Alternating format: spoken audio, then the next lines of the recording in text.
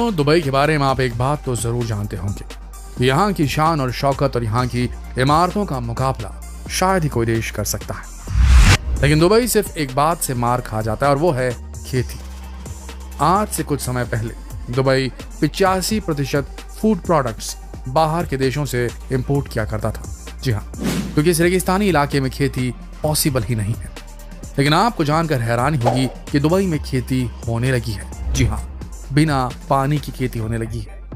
अब आप भी सोच रहे होंगे कि इस सूखे स्थान में जहां पर गड्ढा भी खोदा जाए तो कच्चा तेल निकलता है, पानी नहीं, भला वहां खेती कैसे हो सकती है? तो दोस्तों, बने रहिए इस वीडियो में। आप आज दुबई की वो टेक्नोलॉजी देखने वाले हैं जो वाकई में आपको हैरान करके रख देगी। दुबई में खेत की कल्पना करना वाकई में नामुमकिन सा लगता है, लेकिन आप इस बात को कैसे भूल जाते हैं कि जो देश दुनिया की सबसे ऊंची इमारत बना सकता है, क्लाउड सीडिंग जैसी टेक्नोलॉजी से जब चाहे बारिश करवा सकता है, वो फार्मिंग की टेक्नोलॉजी में कहां पीछे रहने वाला है? और इसीलिए अब दुबई में खेती करने का एक अनोखा तरीका ढूंढ निकाला है, जिसे हम सभी वर्टिकल फार्मिंग के नाम से जानते हैं। हाल ही में यूनाइटेड अरब एमिरेट्स, जिसका नाम आपने कई बार सुना होगा क्योंकि वो कंपनी है जो एयरलाइन इंडस्ट्री में लंबे समय से अपनी सर्विस देती आ रही है, उन्होंने हाल ही में यूएस कॉर्पोरेशन वन होल्डिंग्स के साथ टाई अप किया ताकि वो दुबई के अल मख्तूम इंटरनेशनल एयरपोर्ट पर दुनिया का सबसे बड़ा वर्टिकल फार्म एस्टैब्लिश कर सके, जिसके लिए दुबई पूरे $40 मिलियन खर्च करने वाला है, या आप यूं कह सकते हैं कि खर्च कर चुका है। आज के समय वर्टिकल फार्मिंग की टेक्निक दुबई में खूब धूम मचा रही है। बस अब आप ये समझ लीजिए कि अब इस रेगिस्तान में टमाटर, प्याज, मिर्ची सब कुछ उगने वाला है। लेकिन आप इस बात को भी जानते हैं कि दुबई में पानी की बहुत कमी है। तो दुबई आखिर इस समस्या का हल कैसे निकालने वाला है, कैसे इस रेगिस्तान में खेती करने वाला है, आइए समझते हैं।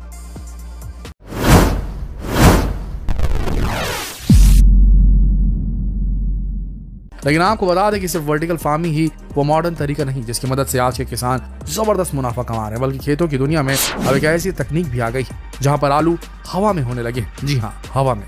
वो कैसे, चलिए आपको दिखाते हैं।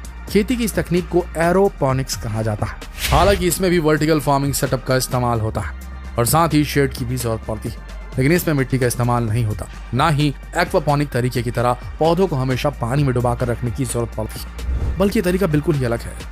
इस तरीके के लिए वर्टिकल फार्मिंग सेटअप लगाया जाता है, शेड बनाया जाता है और इसके बाद कंटेनर्स में मिट्टी की जगह थर्मोकोल की शीट लगाई जाती है, जिसमें बहुत सारे छोटे छोटे छेद होते हैं। इन छेदों में आलू के पौधे लगाए जाते हैं जिनकी जड़ें नीचे की तरफ रहती हैं। लेकिन अब आप भी सोच रहे होंगे कि आखिर किसी भी पौधे को बढ़ने के लिए पानी की जरूरत तो होती है, तो आखिर ये पौधे बढ़ेंगे कैसे? दोस्तों, असल में इन पौधों की जड़ें नीचे की तरफ होती हैं और कंटेनर के ठीक नीचे जहां पर इनकी जड़ें होती हैं वहां पर पानी के फव्वारे लगे होते हैं। वक्त वक्त पर इन फव्वारों को चला दिया जाता है, जिससे पानी इनकी जड़ों में जाकर बैठ जाता है और इन्हें जो पोषक तत्व देना होता है इस पानी में मिलाकर इन पौधों की जड़ों को दे दिया जाता है। जैसे जैसे आलू के पौधे की जड़ें बढ़ती जाती है उनमें आलू बढ़ते जाते हैं, लगते जाते हैं और किसान इन्हें बड़ी आसानी से तोड़ लेते हैं। इस तकनीक की सबसे अच्छी बात यह है कि इसमें ज्यादा कीटनाशक की जरूरत नहीं पड़ती, लेकिन इसके फायदे बेहद ज्यादा हैं। आपको बता दें कि इस तकनीक का इस्तेमाल करके आज के किसान नॉर्मल खेती से 7 गुना ज्यादा पैदावार निकाल रहे हैं, वो भी कम कीटनाशक की उपज के द्वारा। अब आप खुद ही समझ सकते हैं कि खेती की ये मॉडर्न तकनीक आज के समय कितनी ज्यादा फायदेमंद है, लेकिन इसकी कुछ दिक्कतें भी है। जैसे कि इस खेती को करने के लिए आपको अच्छी खासी लागत की जरूरत पड़ेगी, क्योंकि इस फार्मिंग को करने के लिए आपको बहुत बड़े शेड की जरूरत पड़ेगी। साथ ही साथ टेम्परेचर को कंट्रोल करने के लिए सेंसर और मशीनों को भी इंस्टॉल करना पड़ेगा, जिनका खर्च लाखों करोड़ों तक पहुंच सकता है। इसके अलावा ये पौधे हमेशा आर्टिफिशियल रोशनी में रहते हैं। इन्हें ज्यादा से ज्यादा उपजाऊ बनाने के लिए कई बार इसमें आर्टिफिशियल लाइट की जरूरत पड़ती है। इसके बाद इन सारी मशीनों को इस्तेमाल करने के लिए बिजली की लागत कई गुना ज्यादा बढ़ जाती है। लेकिन देखा जाए तो इस मॉडर्न तकनीक में नुकसान से ज्यादा फायदा है, क्योंकि इस खेती में ना ही ज्यादा पानी की जरूरत पड़ती है, ना ही ज्यादा जगह की। इसके अलावा इनमें कम से कम कीटनाशक का उपयोग होता है। दूसरी चीज, इस तरह की खेती ऐसे शहरों में बड़ी आसानी से हो सकती है जहां पर जगह की बहुत कमी है। वर्टिकल फार्मिंग को जानने से पहले जरा इसकी कुछ तस्वीरें देख लीजिए ताकि आपको समझ में आ जाए कि वर्टिकल फार्म दिखता कैसे है। इस तस्वीर को देखकर आपको इतना तो आइडिया लग गया होगा कि वर्टिकल फार्म्स होते कैसे हैं। इन वर्टिकल फार्म्स को तैयार करने के लिए एक बहुत बड़े शेड की जरूरत होती है, उसे बनाया जाता है जिसके अंदर टेम्परेचर कंट्रोल किया जा सके। इस टेम्परेचर को कैसे कंट्रोल किया जाता है इसके बारे में हम आपको आगे बताते हैं। इस फार्म को तैयार करने के लिए शेड बनाने के बाद जमीन में 2 से 3 फुट गहरे गड्ढे किए जाते हैं। इसके बाद इनमें पाइप्स लगाए जाते हैं और फिर पाइप्स को लगाकर इनमें लंबे लंबे कंटेनर्स को वर्टिकल शेप में सेट किया जाता है, जैसा कि आप तस्वीरों में देख चुके हैं। हर कंटेनर के बीच में एक अच्छा खासा गैप होता है। इसके बाद इस कंटेनर में मिट्टी डाली जाती है, लेकिन मिट्टी को इस कंटेनर में डालने से पहले मिट्टी का लैब टेस्ट किया जाता है। इससे पता चल जाता है कि मिट्टी में क्या कमियां हैं। इसके बाद मिट्टी में कोकोपिट और वर्मी कंपोस्ट मिलाया जाता है और अब ये मिट्टी कंटेनर बिछाने के लिए बिल्कुल तैयार हो जाती है। वैसे आपको बता दें कि कई लोग बिना मिट्टी के भी इस तरह की वर्टिकल फार्मिंग करते हैं, लेकिन उस फार्मिंग को हाइड्रोपोनिक्स या एक्वापोनिक्स कहा जाता है। उसमें मिट्टी की जरूरत बिल्कुल भी नहीं पड़ती। मिट्टी डालने के बाद अब इस मिट्टी में पानी का छिड़काव मात्र किया जाता है और फिर पौधे रोप दिए जाते हैं। लेकिन जैसा कि आप जानते हैं कि दुबई का तापमान खेती करने के लिए बिल्कुल भी अनुकूल नहीं है, तो इसीलिए इस वर्टिकल फार्म के तापमान को अनुकूल बनाने के लिए शेड में टेम्परेचर कंट्रोल किया जाता है। टेम्परेचर को कंट्रोल करने के लिए शेड के अंदर बहुत सारी फॉग मशीन्स लगाई जाती हैं।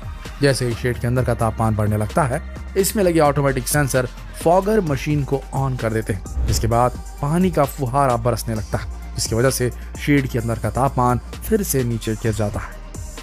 जैसे ही टेम्परेचर स्टेबल होता है, ये ऑटोमेटिक सेंसर फॉगर मशीन को बंद कर देते हैं। बस इसी तरीके को अपनाकर आज के समय दुबई में बड़े बड़े वर्टिकल फार्म्स बनाए जा रहे हैं और आने वाले कुछ सालों में शायद दुबई अब तक जो 85% फूड प्रोडक्ट्स दूसरे देशों से इंपोर्ट करता था, शायद आने वाले कुछ सालों में उसे इसकी जरूरत नहीं पड़ेगी।